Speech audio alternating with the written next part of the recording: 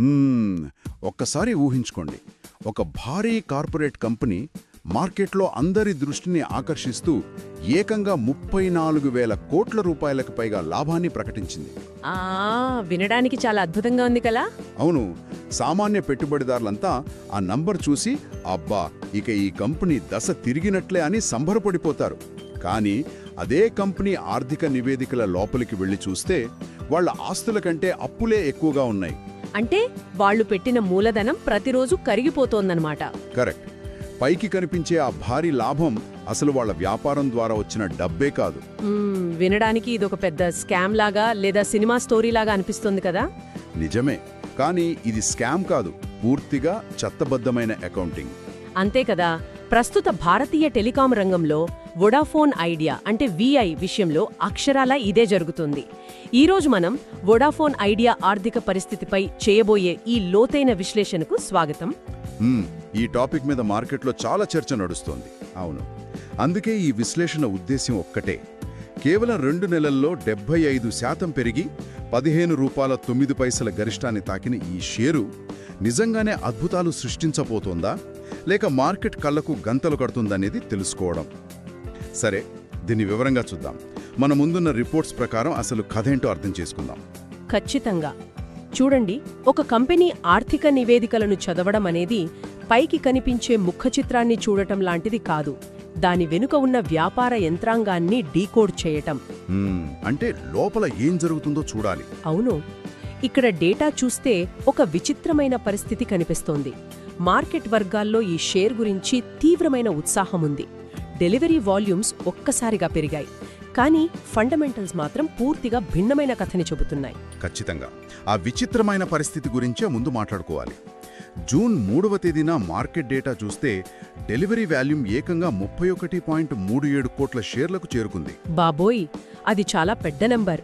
అవును, అంతకు ముందు 5 రోజుల సగటుతో పోలిస్తే ఇది దాదాపు 49% పెరుగుదల. అలాగే ఏప్రిల్ 2026లో రేటింగ్ ఏజెన్సీలు దీనికి స్ట్రాంగ్ సెల్ రేటింగ్ ఇస్తే జూన్ నాటికి అది కాస్త సెల్కు మెరుగుపడింది. అంటే దీంట్లో ఇంకా ఏవో కదలికలు జరుగుతున్నాయి. ఇన్వెస్టర్ల సెంటిమెంట్ మారుతోంది.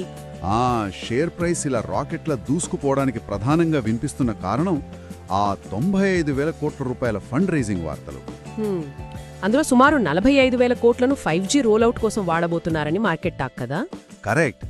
దానికి ప్రమోటర్ కుమార్ మంగళం బిర్లా స్వయంగా నాయకత్వం వహిస్తున్నారని మార్కెట్ కోడైకొస్తుంది.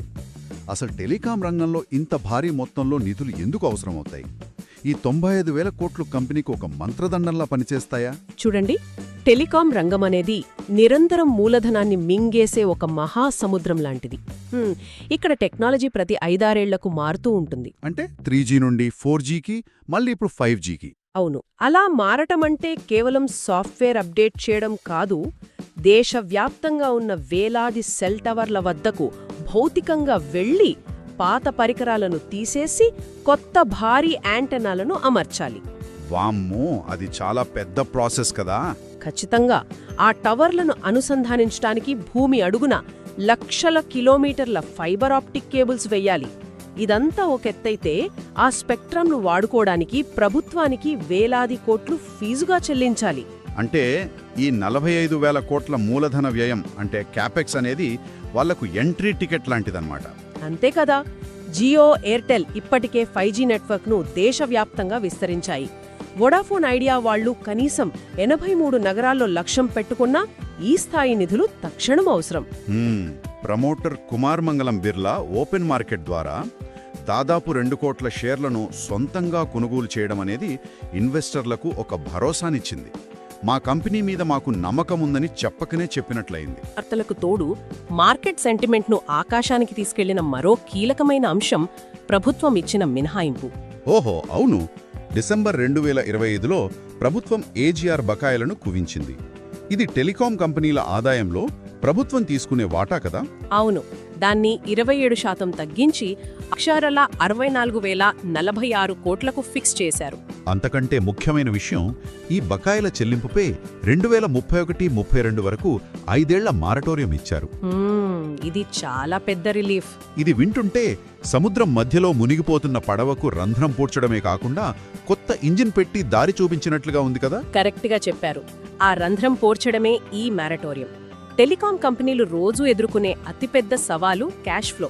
అంటే వాళ్ళ చేతిలో డబ్బులు ఆడటం లేదు. అవును, వాళ్లు కస్టమర్ల నుండి వసూలు చేసే ప్రతి 100 రూపాయల్లో నెట్వర్క్ నిర్వహణకు పోగా మిగిలినదంతా ఈ అప్పుల వడ్డీలకే సరిపోతూ ఉంటుంది. అంటే మార్చి 2026 నుండి వాళ్ళు ప్రతి ఏడాది సుమారు 124 కోట్లు ప్రభుత్వానికి కట్టాల్సిన పరిస్థితి ఉండేది కదా. ఖచ్చితంగా.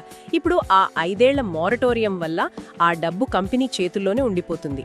దీన్ని వాళ్లు కొత్త టవర్లు కట్టడానికి వాడుకోవచ్చు. ఈ తక్షణ క్యాష్ ఫ్లో రిలీఫ్ వల్లే మార్కెట్ అంతలా సానుకూలంగా స్పందించింది. పడవకు ఇంజిన్ అయితే దొరికింది, కానీ అది ఎంత వేగంగా వెళ్తుంది? ఇప్పుడు కంపెనీ ఆదాయ మార్గాలను చూద్దాం. ఇన్ఫ్రాస్ట్రక్చర్ లాంటి రంగాల్లో వాళ్లకు వచ్చే ఆర్డర్లను బట్టి ఆర్డర్ బుక్స్ ఉంటాయి, కానీ టెలికాం మోడల్ వేరు కదా. అవును, వీళ్ళు ప్రతి నెల కస్టమర్ల మొబైల్ ఫోన్లకు వచ్చే రీఛార్జ్ బిల్లుల ద్వారా వచ్చే వార్షిక రీకరింగ్ రెవెన్యూ అంటే ఏఆర్ఆర్ పై ఆధారపడతారు. వొడాఫోన్ ఐడియాకి ఈ కన్స్యూమర్ మొబైల్ సెగ్మెంటే ప్రాణం. డేటా ప్రకారం ఇండస్ట్రీలోనే అత్యధికంగా ఒక్కో యూజర్ నుండి వాళ్లు సగటున 190 రూపాయలు రాబడుతున్నారు. అవును, దీన్నే ఏఆర్పియు అంటారు. సగటున 190 అంటే మంచి నంబరే. ఇదంతా బాగానే ఉంది, కానీ ఇక్కడే అసలైన ఆసక్తికరమైన విషయం దాగుంది. FY26లో కంపెనీ ఏకంగా 34,552 కోట్ల లాభాన్ని చూపించింది. ఆ లాభం చూసే కదా చాలామంది ఇన్వెస్టర్లు అట్రాక్ట్ అయ్యారు. కానీ ఇందులో ఏకంగా 58,116 కోట్లు ప్రభుత్వమిచ్చిన ఆ ఏజీఆర్ బకాయిల తగ్గింపు వల్ల వచ్చిందే. కరెక్ట్. దీన్ని పెట్టుబడిదారులు అర్థం చేసుకోవాలి. అంటే ఈ భారీ లాభం అనేది బుట్టలో కుళ్ళిన పండ్లను దాచి పైన మెరిసే పండ్లను చూపించినట్లుగా ఉందన్నమాట. పెట్టుబడిదారులు ఈ అకౌంటింగ్ మ్యాజిక్ను వాస్తవ లాభంగా భావిస్తే అది ఎంత పెద్ద పొరపాటవుతుంది. చాలా పెద్ద పొరపాటు. అసలు ఆ మ్యాజిక్ ఎలా పనిచేస్తుందో చూద్దాం. మీకు బ్యాంక్లో 10 లక్షల అప్పు ఉందనుకోండి. బ్యాంక్ వాళ్ళు అందులో 5 లక్షలు మాఫీ చేశారు. నా అప్పు 5 లక్షలకు తగ్గింది, అమ్మయ్య అని సంతోషిస్తాను. అవును, కానీ మీ జేబులోకి కొత్తగా 5 లక్షల నగదు రాలేదు కదా. ఆ డబ్బుతో మీరు వెళ్లి కిరాణా సరుకులు కొనలేరు కదా. కరెక్ట్. అది కేవలం పేపర్ మీదే ఉంటుంది. కానీ అకౌంటింగ్ నిబంధనల ప్రకారం ఆ రద్దు చేసిన మొత్తాన్ని ఆ సంవత్సరపు ఆదాయంగా లేదా లాభంగా పుస్తకాల్లో చూపించాలి. ఓ, దీన్నే వన్ టైం అకౌంటింగ్ డే అంటారా? వొడాఫోన్ ఐడియా విషయంలో జరిగిందిదేనా? 100% ఇదే జరిగింది. వాస్తవానికి కంపెనీ బ్యాంక్ అకౌంట్లోకి ₹1 కూడా అదనంగా రాలేదు. అంటే ఒక పెట్టుబడిదారుడుగా మనం కాగితాలపై ఉన్న లాభాలను కాకుండా వాళ్ల అసలు వ్యాపారం ద్వారా వచ్చే ఆపరేటింగ్ లాభాలను చూడాలి. ఖచ్చితంగా. దీన్నే ఎబిటా అంటారు. ఆ లెక్కన చూస్తే వొడాఫోన్ ఐడియా వాస్తవ లాభం పెరిగింది కేవలం 4.8% మాత్రమే. కేవలం 4.8% వృద్ధా? అవును, గత 5 ఏళ్లలో సేల్స్ వృద్ధి రేటు చూస్తే కేవలం 1.36% మాత్రమే ఉంది. దేశంలో స్మార్ట్ ఫోన్ల వాడకం విపరీతంగా పెరుగుతోంది. అందరూ డేటా వాడుతున్నారు. ఇలాంటి రంగంలో ఉండి కూడా కేవలం 1% వృద్ధిని నమోదు చేయడం ఆపరేషనల్ వైఫల్యమే కదా. అవును, ఆ కాగితపు లాభాలను చూసి మార్కెట్లో చాలా మంది ఇదొక అద్భుతమైన మల్టీబ్యాగర్ షేరు అని భ్రమపడుతున్నారు. సరే, లాభాల భ్రమ తొలగిపోయింది కాబట్టి ఇప్పుడు ఒక పెట్టుబడిదారుడిగా ఖచ్చితంగా చూడాల్సిన ఫైనాన్షియల్ చెక్లిస్ట్ను పరిశీలిద్దాం. ఈ నంబర్స్ వింటుంటే వెన్నులో వణుకు పుట్టడం ఖాయం. ROCE -2.52% ఉంది. అంటే వాళ్ళు వ్యాపారంలో పెట్టిన క్యాపిటల్ ప్రతిరోజు కరిగిపోతోందని అర్థం. వామ్మో, ఇక బుక్ వాల్యూ చూస్తే -3.30. అంటే ఆస్తుల కంటే అప్పులే ఎక్కువ ఉన్నాయని టెక్నికల్గా ఇది చూపిస్తోంది. అలాగే డెట్ టు ఈక్విటీ రేషియో ఏకంగా -5.38. ఇది అత్యంత ప్రమాదకరమైన స్థాయి కదా.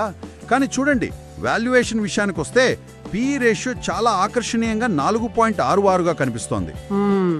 ఇండస్ట్రీ సగటు 38 వద్ద ఉంటే ఇది కేవలం 4 వద్ద దొరుకుతోంది కదా అని ఎవరైనా గుడ్డిగా కొనేస్తే వాళ్ళు చాలా పెద్ద ట్రాప్లో పడ్డట్లే కదా. అసలు సాధారణంగా తక్కువ PE ఉంటే అది చాలా మంచి బేరంగా భావిస్తారు. ఈ కేసులో అదొక వాల్యుయేషన్ ట్రాప్ అని ఇన్వెస్టర్లు ఎలా గుర్తించాలి? ఇక్కడే చాలా మంది కొత్త పెట్టుబడిదారులు మోసపోతారు. PE రేషియోను ఎలా లెక్కిస్తారు? షేరు ధరను ఆ షేరుపై వచ్చే లాభంతో భాగిస్తారు. అవును. వోడాఫోన్ ఐడియా విషయంలో ఏమైందంటే, మనం ఇందాక మాట్లాడుకున్న ఆ 58,000 కోట్ల అకౌంటింగ్ మ్యాజిక్ వల్ల కంపెనీ మొత్తం లాభం కృత్రిమంగా ఆకాశాన్ని తాకింది. ఓ, అంటే ఫార్ములాలో కింద ఉండే ఎర్నింగ్స్ నంబర్ అమాంతం పెరగడం వల్ల ఆటోమేటిక్గా పీ రేషియో పాతాళానికి పడిపోయింది. కరెక్ట్. ఇది కంపెనీ అద్భుతంగా పనిచేయడం వల్ల వచ్చిన తక్కువ పిఈ కాదు, అదొక అకౌంటింగ్ ఇల్యూజన్. దీన్నే వాల్యుయేషన్ ట్రాప్ అంటారు. తక్కువ ధరకు దొరుకుతోంది కదా అని కొంటే ఆ తర్వాత అసలు లాభాలు బయటపడినప్పుడు షేర్ ధర దారుణంగా పడిపోతుందన్నమాట. అంతేకాకుండా ఈ కంపెనీకున్న అస్తిత్వ ప్రమాదాన్ని, అంటే ఎగ్జిస్టెన్షియల్ రిస్క్ను మర్చిపోకూడదు. ప్రభుత్వం మినహాయింపు ఇచ్చిన తర్వాత కూడా ఇంకా 64,000 కోట్ల నుండి 87,000 కోట్ల మధ్య ఏజీఆర్ బకాయిలు ఉన్నాయి. దానికి తోడు బ్యాంకుల దగ్గర తీసుకున్న అప్పుల భారం వేరే ఉంది. అంటే రేపు పొద్దున కంపెనీ తలుపులు మూసేసి ఆస్తులు అమ్మేసినా అప్పులు తీరవన్నమాట. ఇంత దారుణమైన పరిస్థితి ఉన్నా సరే కొన్ని మ్యూచువల్ ఫండ్ సంస్థలు, అంటే డిఐఐస్, ఇందులో తమ వాటాని ఎందుకు పెంచుతున్నాయి? ఇది చాలా ఇంట్రెస్టింగ్ పాయింట్. అవును కదా. డేటా చూస్తే జూన్ 2025లో వాళ్ళ వాటా 3.88% ఉంటే డిసెంబర్ నాటికి అది 5.34% పెరిగింది. ఇంత రిస్క్ ఉన్న స్మార్ట్ మనీ ఎందుకు కొంటోంది? ఫైనాన్షియల్ మార్కెట్లలో ఎప్పుడూ ఒక వర్గం హై రిస్క్ తీసుకుంటే వచ్చే భారీ రివార్డ్ కోసం చూస్తుంటుంది. మ్యూచువల్ ఫండ్స్ వాటాను పెంచడానికి ప్రధానంగా టెలికాం టారిఫ్ల పెంపు ఒక కారణం. అంటే రాబోయే 12 నుండి 24 నెలల్లో రీఛార్జ్ టారిఫ్లు పెరిగే అవకాశముందని ఇక్రా అంచనా వేస్తోంది కదా. అవును. వోడాఫోన్ ఐడియాకి ఇప్పటికే మంచి ఏఆర్పియు ఉంది. టారిఫ్లు పెరిగితే ఆ భారం నేరుగా కస్టమర్పై పడి కంపెనీకి తక్షణ ఆదాయాన్ని తెచ్చిపెడుతుంది. ఎలాంటి కొత్త పెట్టుబడి లేకుండా లాభాలు పెరుగుతాయి. కరెక్ట్. రెండవది, ఒకవేళ ఆ 95,000 కోట్ల ఫండ్ రైజింగ్ విజయవంతమైతే ఈ షేరు అనూహ్యంగా పెరిగే అవకాశం ఉంది. సంస్థాగత పెట్టుబడిదారులకు ఇలాంటి స్పెక్యులేటివ్ ప్లే కోసం కొంత డబ్బు కేటాయించడం అలవాటే. ఆ టర్న్ అరౌండ్ కథ వినడానికి బాగానే ఉంది, కానీ ఇక్కడ మనం మర్చిపోకూడని సవాల్ ఒకటుంది: ఎగ్జిక్యూషన్ రిస్క్ మరియు సెక్టార్ రిస్క్. ఖచ్చితంగా. టెలికాం అనేది ముగ్గురు మహాబలశాలురు పోటీ పడే కురుక్షేత్రం. ఇప్పటికే జియో, ఎయిర్టెల్ లాంటి దిగ్గజాలు మార్కెట్ను శాసిస్తున్నాయి. ఇది దాదాపుగా ఒక రేస్లో 2 బుల్లెట్ ట్రైన్స్తో ఒక పాత లోకల్ ట్రైన్ పోటీ పడుతున్నట్లుంది. భలే చెప్పారు. ఆ పాత రైలుకి కొత్త ఇంజిన్ వస్తుందో రాదో ఖచ్చితంగా తెలియనప్పుడు ఈ రేస్లో గెలవడం చాలా కష్టం. పైగా కస్టమర్లు చాలా స్మార్ట్. ఒక నిమిషం నెట్వర్క్ స్లో అయితే వెంటనే సింపోర్ట్ చేసేస్తారు. కస్టమర్లను నిలబెట్టుకోవడమే ఇప్పుడు వాళ్ళ ముందున్న అతిపెద్ద సవాలు కదా. అవును. ఏ కంపెనీకైనా కస్టమర్ను నిలబెట్టుకోవడం కంటే కొత్త కస్టమర్ను తీసుకురావడానికే చాలా ఎక్కువ ఖర్చవుతుంది. ఇదే వోడాఫోన్ ఐడియా పాలిట అతిపెద్ద ముప్పు. దీన్ని మనం విశాల దృక్పథంతో చూస్తే బ్రోకరేజీ సంస్థల నివేదికల్లో ఉన్న భారీ వ్యత్యాసం అర్థమవుతుంది. అంటే కొందరు కొనమంటున్నారు, కొందరు అమ్మమంటున్నారు. అవును. ఇక్రా వారు ఈ కంపెనీ ఆ ఫండ్స్ తెచ్చుకుని నెట్వర్క్ మెరుగుపరుస్తుందనే ఆశాభావంతో ₹15.06 టార్గెట్ ఇస్తే, మోతిలాల్ ఓస్వాల్ లాంటి సంస్థలు కస్టమర్ చర్న్, అప్పుల భారాన్ని దృష్టిలో పెట్టుకుని ఏకంగా ₹6.05కు పడిపోతుందని హెచ్చరిస్తున్నాయి. ఇది కన్జర్వేటివ్ ఇన్వెస్టర్ల కోసం కాదు, కేవలం హై రిస్క్ తీసుకునే వారికి ఒక స్పెక్యులేటివ్ ప్లే మాత్రమేనని స్పష్టంగా అర్థమవుతోంది. ఖచ్చితంగా. ఫండమెంటల్ పెట్టుబడిదారులు దీనికి దూరంగా ఉండటమే మంచిది. ఈ డీప్ డైవ్ ద్వారా మనం నేర్చుకున్నది ఒక్కటే: వోడాఫోన్ ఐడియా ఒక ఫండమెంటల్ మల్టీబ్యాగర్ కాదు, అదొక high risk turn around play. Board meeting ద్వారా ఆ ఫండ్ రైజింగ్ అనౌన్స్మెంట్ సక్సెస్ అయితేనే ఈ కంపెనీకి భవిష్యత్తు ఉంటుంది.